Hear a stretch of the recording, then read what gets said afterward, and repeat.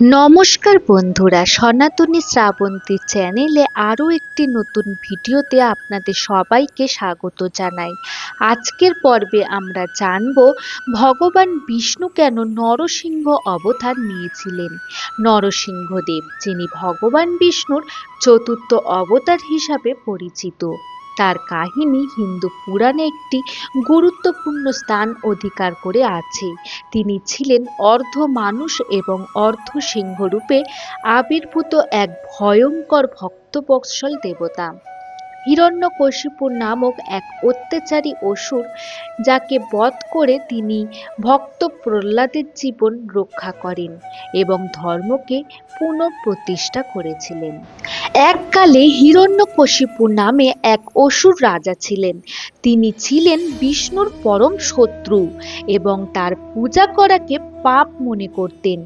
কিন্তু তার পুত্র প্রহ্লাদ ছিলেন বিষ্ণুর পরম ভক্ত, যা হিরণ্যকশিপুর কাছে অসহনীয় ছিল।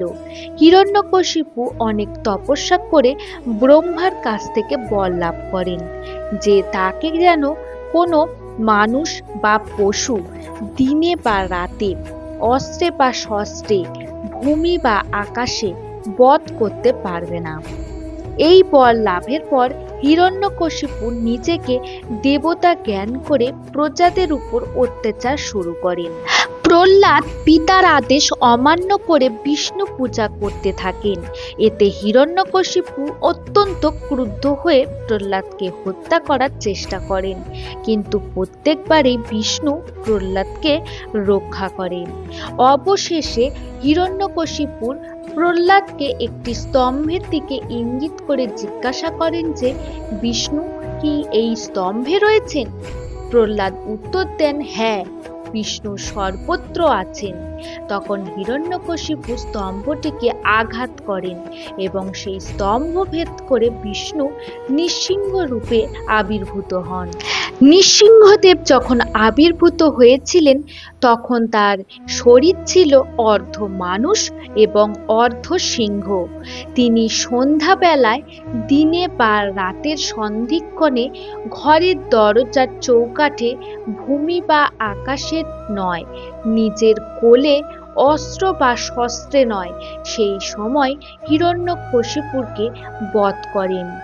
তার নখ দিয়ে তার পেট চিরে তার রক্ত তিনি পান করেন এবং ভক্ত প্রহ্লাদকে তিনি রক্ষা করেছিলেন।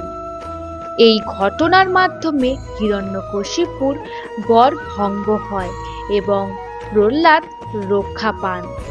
এইভাবেই নৃসিংহদেব ভক্তবৎসল এবং দুষ্টের দমনকারী হিসাবে পরিচিত হন।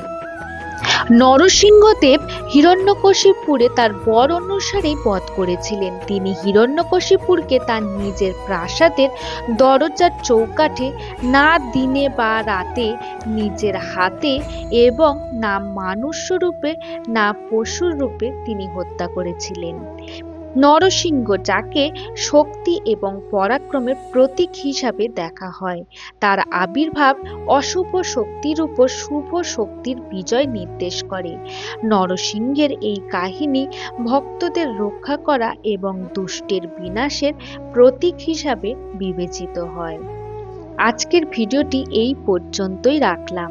আজকের এই ভিডিওটি যদি ভালো লেগে থাকে তাহলে অবশ্যই লাইক, কমেন্ট এবং শেয়ার করে দেবেন এবং চ্যানেলটিকে সাবস্ক্রাইব করতে ভুলবেন না।